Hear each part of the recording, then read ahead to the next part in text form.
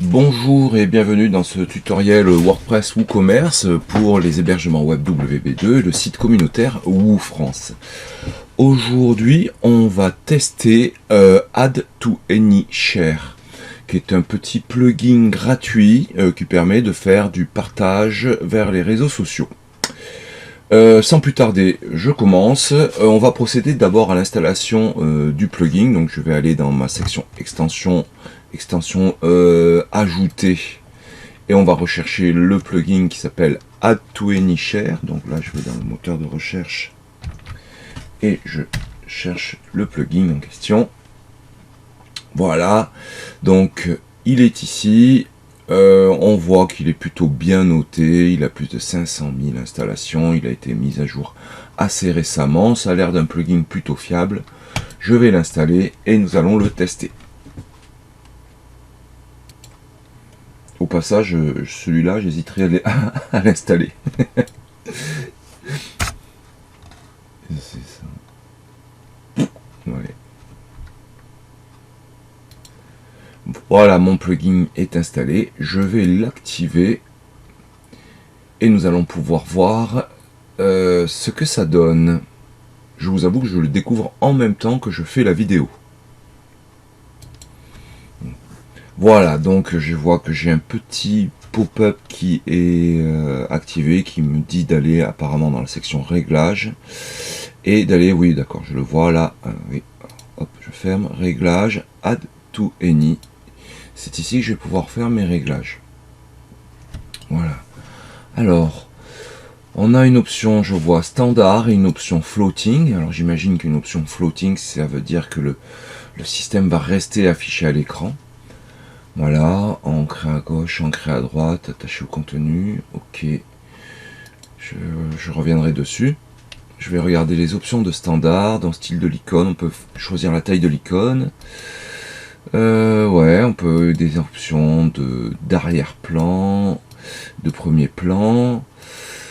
D'accord, on peut ajouter des boutons de partage. Donc on voit qu'il y en a Facebook par défaut, Twitter, et on peut ajouter des services. Et oui, effectivement, il y en a pas mal. Il y en a vraiment pas mal. Je vois WhatsApp, je vois MySpace. Il y en a vraiment beaucoup. Ça a l'air plutôt bien fait. Plus le bouton universel, ouais, ça c'est parfait. Le bouton qui va me permettre d'afficher tout. On a des options de positionnement, des options de menu. Ok. Ok, on peut choisir d'afficher le plugin seulement si les utilisateurs cliquent sur un bouton de partage. On peut ajouter du JavaScript, ça peut être intéressant, du CSS complémentaire pour le design. Nous avons quelques options avancées qui nous permettent d'utiliser des icônes personnalisées. Ouais, ben, bon, écoutez, au niveau des réglages, ça a l'air pas mal. Alors, c'est le genre de plugin qui est plus ou moins automatique. Donc là, vous voyez, j'ai 4 boutons qui vont me permettre de partager sur les réseaux sociaux. Normalement, si je vais sur mon site web, je vais très vite trouver ces 4 boutons qui vont s'afficher quelque part. Donc voilà, ça c'est la page d'accueil du site web. Je vais faire défiler. Ah bah oui. Ah non, mais ça c'est un autre. C'est pas le même. Ah, le voilà, regardez. Le voilà. Ouais, bah écoutez, c'est plutôt propre en bas de page. Ça, celui-là de plugin, il s'appelle Monarch, hein, pour info. Il est fourni avec la suite Divi.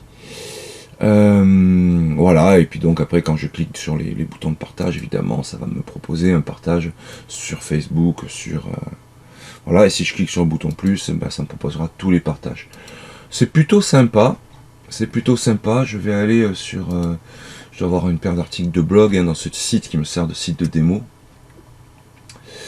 Non, j'ai pas d'article de blog, je vais voir la page contactez-nous. Voilà, donc on retrouve l'affichage du plugin, et évidemment, si j'ajoute par exemple des boutons de partage, voilà, ça va m'ajouter les boutons. Ouais, voilà. Écoutez, jusqu'ici, j'ai envie de dire simple et efficace. Là, je vais tester maintenant le floating. Le floating, donc ça veut dire que ça va rester à l'écran en permanence. Je vais l'ancrer à droite. Voilà. Et on va enregistrer les modifications. Alors, j'ai pas vu toutes les options de floating, mais si j'ai bien compris, quelque part à droite, je devrais le voir apparaître. Ouais, d'accord. Vous le voyez, il est là. C'est, écoutez, franchement, j'aime bien. C'est plutôt pas mal. Après, on fait un peu de mise en page. Voilà. On peut, ah oui, on peut le cacher sur les écrans de moins de 980 pixels de large. Ça veut dire qu'en gros, si je réduis la taille de mon écran, ça peut le faire disparaître. Ouais, voilà, il a disparu. C'est bien, hein, c'est pas mal. C'est pas mal, c'est propre. Hein. Ouais, on a des options. La position, ah voilà, je peux le descendre de 500 pixels par exemple. Voilà, et donc là, logiquement, je vais actualiser ma page, il va être descendu. Ouais, parfait, parfait, parfait. Ouais, bah écoutez, voilà, je trouve que c'est un plugin sympa, gratuit, qui nous permet d'afficher facilement des boutons de partage vers les réseaux sociaux. Voilà, plutôt cool. Si on n'a pas les options de partage dans un thème, on peut installer ce plugin qui est pas mal, qui a l'air plutôt bien entretenu, mis à jour régulièrement, et ça c'est super important pour lutter contre les failles de sécurité. Donc je le trouve plutôt pas mal. Add to AnyShare, voilà, vous pouvez le trouver sur le dépôt officiel de WordPress, il est gratuit, allez-y, profitez-en. A très bientôt pour d'autres tutos.